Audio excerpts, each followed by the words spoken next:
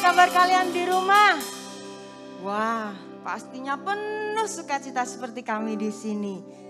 Adik-adik, kita mau mulaikan ibadah kita, tapi terlebih dahulu kita mau berdoa. Terima kasih Tuhan Yesus, terima kasih buat berkat-Mu setiap hari, buat penyertaan-Mu bagi kami anak-anak-Mu Tuhan. Kami percaya Engkau Allah mencintai kami, menyayangi kami Tuhan. Kami percaya Engkau Allah yang selalu melindungi kami. Bapa, sebentar kami akan mulaikan ibadah kami. Kami percaya Engkau yang berotoritas dalam ibadah kami. Kami mau memuliakan nama-Mu, kami mau memujikan nama-Mu Tuhan. Terima kasih Bapa, terima kasih kami mulaikan ibadah kami hanya dalam satu nama Tuhan Yesus Kristus. Haleluya, amin. Adik-adik, kakak-kakak mau tanya. Adik-adik di rumah punya sahabat tidak? Kakak-kakak di sini punya sahabat tidak? Punya dong. Pasti semuanya punya sahabat yang disayang, punya sahabat yang dekat, yang karib. Kita mau angkat pujian, seperti mentega dengan roti, seperti celana dengan baju. Kita punya sahabat yang istimewa, itulah Tuhan Yesus.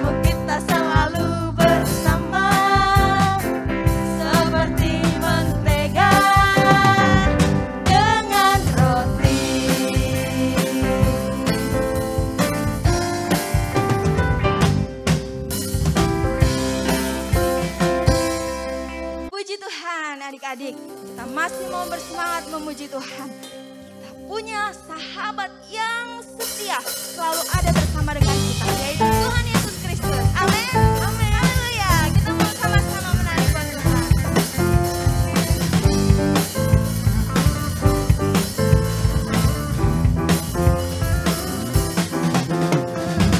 Di terangnya mentari, di gelapnya malam hari, ku tak akan sendiri. Yesus selalu menemani saat senang dan sedih, tertawa dan menangis. Ku tak akan sendiri. Yesus selalu menemani.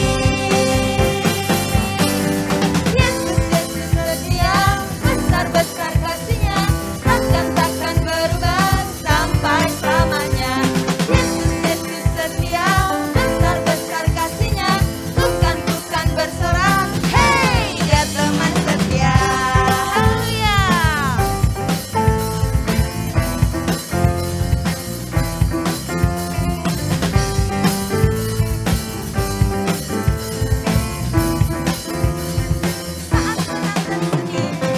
Saat senang dan sedih, tertawa dan menangis, ku tak akan sendiri.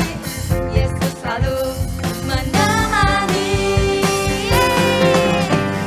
Yesus setia, besar-besar kasih-Nya, takkan berubah sampai selamanya. Yesus setia, besar-besar kasih-Nya, bukan bersorak. Hey, Yesus setia, besar-besar kasih-Nya, takkan berubah sampai selamanya. Yesus setia, besar-besar kasih-Nya, bukan bersorak. Hey, Dia teman setia. Haleluya.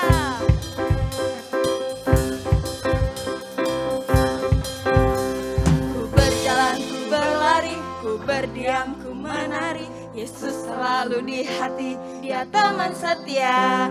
Ku berjalan, ku berlari, ku berdiam, ku menari. Yesus selalu di hati, Dia teman setia.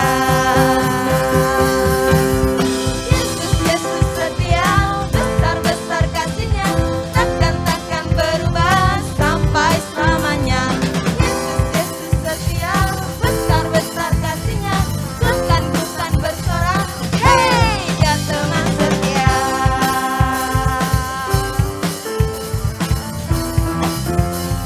Hey, Dia teman setia. Yeay! Adik-adik, kita mau siapkan hati kita. Kita mau mendengarkan firman Tuhan. Mari kita siapkan hati kita. Kita mau menyembah Tuhan. Kita percaya bahwa Tuhan yang kita sembah adalah Tuhan yang baik sekali. Tuhan yang menyertai kita. Tuhan yang tak pernah meninggalkan kita. Tuhan yang memberkati kehidupan kita. Kita mau siapkan hati kita. Kita mau menyembah Tuhan. Haleluya, Yesus. Tuhan tak pernah janji langit selalu biru, tetapi Dia berjanji selalu menyertai. Tuhan tak pernah janji jalan selalu rata, tetapi Dia berjanji selalu kekuatan. Lagi katakan, Tuhan tak pernah janji. Tuhan tak pernah janji langit selalu biru, tetapi Dia berjanji selalu menyertai. Tuhan tak pernah janji jalan selalu rata, tetapi Dia berjanji berikan kekuatan. Jangan pernah menyerah, jangan berputus berputus asa. Mujizat Tuhan ada saat hati menyembah. Jangan pernah menyerah, jangan berputus asa. Mujizat Tuhan ada bagi yang setia dan percaya. Adik-adik, Tuhan berjanji, Tuhan tak pernah meninggalkan adik-adik. Tuhan selalu sertai adik-adik dimanapun adik-adik berada, asal tetap percaya kepada Tuhan. Tuhan tak pernah janji langit selalu biru, tetapi Dia berjanji selalu menyertai. Tuhan tak pernah janji jalan selalu rata, tetapi Dia berjanji berikan kekuatan. Jangan pernah menyerah, jangan berputus asa. Mujizat Tuhan ada saat hati menyembah. Jangan pernah menyerah, jangan berputus asa. Mujizat Tuhan ada bagi yang setia dan percaya. Kita mau menyembah Tuhan, kita mau katakan terima kasih Tuhan. Kita mau menyembah Tuhan, kita mau katakan terima kasih buat penyertaan Tuhan. Terima kasih buat kebaikan Tuhan dalam hidup saya. Terima kasih Tuhan. Oh, kami menyembah Engkau Tuhan. Firman Tuhan berkata, adik-adik, Tuhan selalu menyertai kita. Di saat kita menyembah Tuhan, Tuhan hadir di tengah-tengah kita. Biarlah kita mau menyembah Tuhan, belajar untuk menyenangkan hati Tuhan, belajar untuk menyembah Tuhan. Terima kasih Tuhan. Oh, terima kasih Tuhan. Oh, jangan pernah menyerah. Tuhan katakan, jangan menyerah, jangan berputus asa. Tuhan selalu ada buat kita semua, dimanapun adik-adik berada. Tuhan selalu menyertai. Jangan berputus asa, mujizat Tuhan ada bagi yang setia dan percaya. Bagi yang setia, bagi yang setia dan percaya. Sekali lagi, bagi yang setia, bagi yang setia dan percaya. Kakak Biel akan berdoa untuk firman Tuhan. Tuhan Yesus yang baik, kami telah memuji Tuhan, bahkan kami telah menyembah Tuhan. Biarlah pujian kami, penyembahan kami menyenangkan hati Tuhan, dan kami menjadi anak-anak yang baik, yang takut akan Tuhan. Terima kasih Tuhan, saat kami tiba saatnya Tuhan kami mau mendengarkan firman-Mu. Tuhan yang berfirman, biarlah kami terus bertumbuh di dalam Engkau Tuhan. Kami berdoa hanya di dalam nama Tuhan Yesus Kristus. Haleluya. Amin. Halo adik-adik. Selamat hari Minggu adik-adik. Selamat beribadah buat adik-adik semua. Nah, tiba saatnya kita akan sama-sama mendengarkan cerita dari kebenaran firman Tuhan dari Alkitab. Tapi sebelumnya, kakak pengen bertanya deh kepada adik-adik semua. Siapa di sini di antara adik-adik yang pernah bertengkar? Coba angkat tangannya. Ya, pasti adik-adik sudah pernah bertengkar ya. Mungkin bisa saja adik-adik bertengkar karena memperebutkan bola atau memperebutkan barang-barang tertentu dengan saudara-saudaranya adik-adik. Misalnya memperebutkan bola. Adik-adik bertengkar dengan saudaranya adik-adik. Tetapi alangkah lebih bahagianya ketika adik-adik bisa bermain bersama-sama dengan saudara adik-adik dengan bola tersebut. Ya kan? Adik-adik bisa merasakan kesenangan yang luar biasa. Bahkan adik-adik juga bisa belajar untuk saling menghargai dan saling mengerti satu sama lain. Ya, hari ini kita akan sama-sama belajar tentang hal ini untuk saling menghargai dan saling mengerti. Adik-adik, ketika Yosua telah berhasil membawa bangsa Israel masuk ke tanah perjanjian, dan ketika itu mereka sudah berhasil mengalahkan musuh-musuh mereka, ada pertengkaran yang terjadi di antara umat-umat Israel. Wah, kenapa ya adik-adik? Jadi waktu itu ternyata mereka sedang memperebutkan tanah bagian mereka. Jadi Yosua memutuskan untuk mengumpulkan mereka dan menjelaskan bahwa ada banyak cukup bagian tanah untuk mereka masing-masing, untuk setiap suku dan setiap keluarga.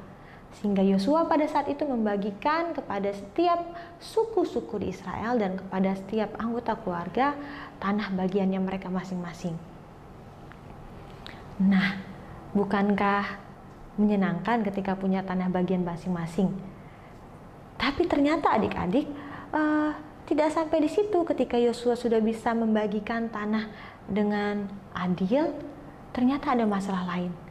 Tidak selamanya umat Israel itu bisa hidup dengan takut akan Tuhan, hidup menuruti perintah-perintah Tuhan, hidup menuruti hukum-hukum Allah.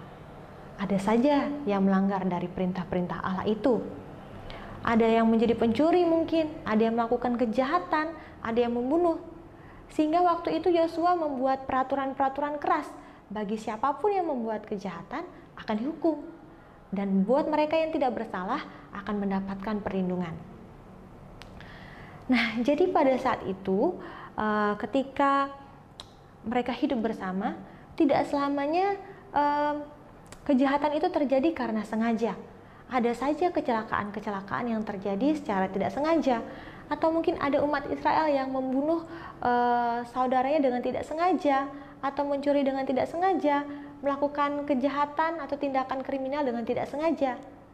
Oleh sebab itu, maka Yosua pada saat itu diperintahkan oleh Tuhan untuk membuat yang namanya kota-kota perlindungan. Adik-adik perlu tahu, waktu pembagian tanah tadi yang diberikan oleh Yosua kepada setiap suku-suku Israel, ada satu suku yang mendapatkan pembagian dengan cara yang berbeda. Suku apakah itu? Suku Lewi. Nah, jadi suku Lewi pada saat itu mendapat 48 kota di setiap negeri. Itu menjadi bagian mereka. Jadi 48 kota yang tersebar di seluruh negeri. Seperti tadi kakak bilang, umat Israel ada yang secara tidak sengaja melakukan kejahatan-kejahatan. Nah, suku Lewi ini dia hidup bersama-sama dengan rakyat Israel di 48 kota yang tersebar di seluruh negeri ini. Tujuan mereka adalah supaya mereka bisa mengajarkan perintah-perintah Tuhan dan menolong umat Israel untuk hidup dengan benar. Ketika mereka sudah hidup dengan bersama-sama, ada kecelakaan yang bisa terjadi, otomatis ada orang yang melakukan tindakan kejahatan itu dengan secara tidak sengaja. Ada kecelakaan yang terjadi dengan secara tidak sengaja. Maka pada saat itu Allah menginginkan bahwa setiap orang itu bisa hidup dengan adil. Allah mau buat orang yang bersalah itu dihukum, tetapi orang yang tidak bersalah juga mendapatkan perlindungan. Sehingga Allah memerintahkan Yosua untuk membuat kota perlindungan. Kota perlindungan ini ada 6 kota dari 48 kota yang diberikan kepada suku Lewi tadi. Jadi 6 kota dari 48 kota dari suku Lewi tadi dijadikan tempat perlindungan atau kota perlindungan. Yang namanya tempat perlindungan berarti adalah tempat untuk mendapatkan keselamatan.